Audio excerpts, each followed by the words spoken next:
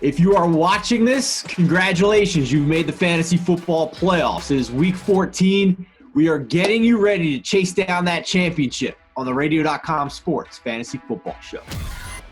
What's up, everybody? My name is Steven Andrus, joined alongside two members of the Radio.com Sports staff, Jesse Pantusco and Jordan Cohn. We are answering your fantasy questions for you. Just share this video and ask your question in the comments. We'll be happy to answer it for you.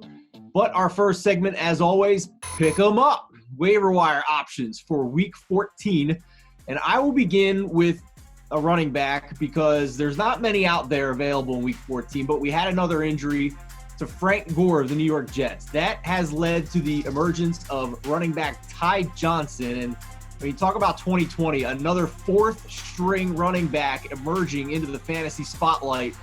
Gore goes down with that concussion. Ty Johnson steps in, 22 carries, 104 yards and a touchdown in that week 13.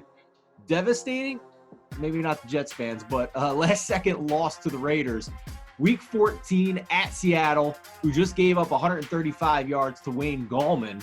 You can do a lot worse if you're desperate for a running back than Jets running back Ty Johnson. Jordan, who are you looking at on the waivers this week? I'm going to go with a name that you probably, in all honesty, have forgotten about in terms of 2020 fantasy football. Remember Julian Edelman on the Patriots? In a season of Jacoby Myers and Damiere Byrd's wild inconsistency in terms of their fantasy football output, Edelman has been absent since October following knee issues and a stint on the COVID-19 reserve list. But yesterday, Adam Schefter reported that he fully intends to play this season and is only a couple weeks away from doing so, meaning he could be a good stash right now. He wouldn't even take up a roster spot. You could put him on the IR for, however long he's on there. And then he could return for a contending Patriots team against the Dolphins in Week 15. Not a great matchup. Keep him stashed there. But then in your fantasy championship, Week 16 against the Jets, that could be a huge move that defines your season. Again, it's a little bit of a strategic move. It's not someone who's going to pay off right away. But in a pretty barren waiver wire, I think that Edelman is a smart move right now for a savvy fantasy owner. Jordan playing the oldies but the goodies, and Jesse, you got that new pop shit. Yeah, well, I want to set the record straight. It's Keke Coutee, not Coutee, Cootie, Cutie, or any other of those variations you may have heard. I really got to stop picking these guys with impossible last names, but that's besides the point. Anyway, I don't want to throw anyone under the bus, but when my brother and I were comparing FanDuel lineups this weekend, he scared me off Coutee, arguing the Texans don't trust him. My rebuttal would be the Texans don't have much of a choice right now with Kenny Stills released and Will Fuller suspended for PEDs. I was stunned to see Coutee is owned in just 26% of Yahoo leagues. I guess fantasy owners want to prove a game first, and boy did Coutee deliver on that, turning 9 targets into 8 catches for a career high 141 yards in week 13. Coutee is still a relatively unknown commodity. Sunday was just his 7th NFL start. But with Houston's receiving core running on fumes, I think we can expect big volume from him going forward, which as fantasy owners know is half the battle. We are with Keke, that is for sure. Talking about terrible pop hits. Let's move on to the stream team. This is our top quarterback, tight end, and defense option owned in less than 50% of leagues that based on the matchup you can pick up and start in week 14. And Jesse, let's go back to you for streaming quarterback. Well, streaming a quarterback in the fantasy playoffs is, as Pepper Brooks would put it, a bold strategy, Cotton. But if you're going to go that route, how about the Red Rifle, Andy Dalton, in a revenge game against his former team, the Cincinnati Bengals? Only 7 teams in football have allowed more passing touchdowns than Cincinnati this year. It's obviously been tough sledding for Dallas, but I like their chances against a Bengals secondary that just committed a career-high 296 yards to Tua Tagovailoa, who hasn't exactly lit it up in his debut season. We know the Cowboys' injury-ravaged O-line has seen better days, but the Bengals don't put much pressure on the quarterback. They only have 13 sacks this year, and Dalton has plenty of weapons at his disposal with Amari Cooper, CeeDee Lamb, and Michael Gallup rounding out the Cowboys' starting receiving trio. Returning to his old Cincy stomping grounds, I'm anticipating a big Week 14 for Andy Dalton. Hey, fortune favors the bold, right, in the fantasy playoffs. We have seen in previous years the likes of Mitch Trubisky and Blake Bortles lead teams to fantasy championships, so why not Andy Dalton in the crazy year that has been 2020? I have the assignment of streaming tight end, and it's another 2020 special, a name that nobody thought would be on the radar this year, but Titans tight end Anthony Firkser. Now, I will say this is contingent on Jonnu Smith being out again in Week 14. He has a knee injury, and he did miss every practice last week. We'll see what his participation is this week and his status, but at the beginning of the week, Firkser, if you're in need of tight ends, should at least be on your roster so you have the option later in the week if Jonnu Smith gets ruled out. In the 2 games Jonnu left early or has been completely ruled out, Firkser has done very well. Week 6 on 9 targets, 8 receptions, 113 yards, and a touchdown.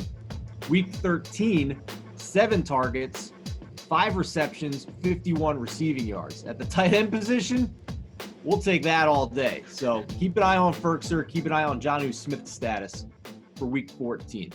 Jordan? I'm going to go with the Houston Texans facing off against our favorites here in the streaming defense world, the Chicago Bears. And for the Texans, the look on J.J. Watt's face following a red zone fumble in the final seconds of the Colts-Texans Week 13 matchup kind of told the whole story. This is a frustrated team. It's a frustrated defense especially. They've only allowed around 21 points per game the past 5 weeks, but don't have a whole lot to show for it. But they get to play the worst offense they've played all season, arguably, against the Bears in Week 14. Chicago obviously has been one of the friendliest offenses for fantasy defenses to square off against, and that trend should continue against Watt and company to start the fantasy football playoffs. All right, let's move on to Stealthy starts for week number 14. These are players started in less than 50% of leagues, and I'll kick things off here with Miami running back Myles Gaskin, who I was shocked to see was started in less than 50% of leagues last week. This is a backfield that we know at this point that whoever the starter is going to get bell cow work. The injuries were such that Gaskin coming off of IR was the last remaining option for them. Comes back from injury and resumes his bell cow role. 23 touches for 141 total yards. He now has double-digit fantasy points in 6 of his last 7 games played. 20-plus touches in 5 of his last 6. Don't overthink Myles Gaskin. If you need a running back, plug him into your lineup. And I'll also briefly mention Denver wide receiver Tim Patrick, who since week 3 has been a top 30 wide receiver. And if you take away the crazy COVID game where the Broncos literally didn't have any quarterbacks, take that out of the mix, and Tim Patrick has 61 yards and or a touchdown in 7 of his last 8 games. So very under the radar guy, but with Courtland Sutton out for this entire year in that offense, Tim Patrick has become fantasy relevant. Jordan, who are you looking at? I'll go with Patrick's AFC West colleague. I'm going to go with Mike Williams going off against the Atlanta Falcons in Week 14. Williams has not been consistent to this point in the season at all. A little bit of a coin flip. He's finished in the top 15 for wide receivers 3 times, outside the top 50 5 times. But I'm optimistic that he's going to add another tally to the good side of the coin against a very vulnerable secondary. And it should be a bounce-back week for this Chargers team as a whole. They were completely embarrassed and dismantled against the Patriots. But Bill Belichick provides a little bit more of a coaching headache than Raheem Morris does to this point. And neither does the Falcons secondary. They're a bottom 5 defense against wide receivers this season. Williams has also drawn an average of 7 targets the past 6 weeks, and so he should be a good option for big numbers in what could be a high-scoring contest. And last but not least, Jesse, who you got? Sign me up for some Denzel Mims. Yeah. Player I have recommended before, and clearly I'm not afraid to do it again. Mims disappointed with only 40 yards on 3 targets in Week 13, though he did cash in on a 2-point conversion in the loss to Vegas. The second rounder out of Baylor has been very involved in the New York passing game, drawing at least 7 targets in 4 of 6 games since returning from an early season hamstring injury. We know how talented Mims is, and I think we'll see his athleticism on full display Sunday against a Seattle team that has yielded the most fantasy points per game to opposing wide receivers this year. The Jets have thrown on a little under 60% of their plays this season, a number I expect to be much higher Sunday in a game with sneaky shootout potential. 47.5 is the current over-under for that one. If Mims and Sam Darnold are able to connect on a deep pass or two, a pretty reasonable expectation against one of the league's worst secondaries, Mims could give fantasy owners the boost they need to reach the semifinals.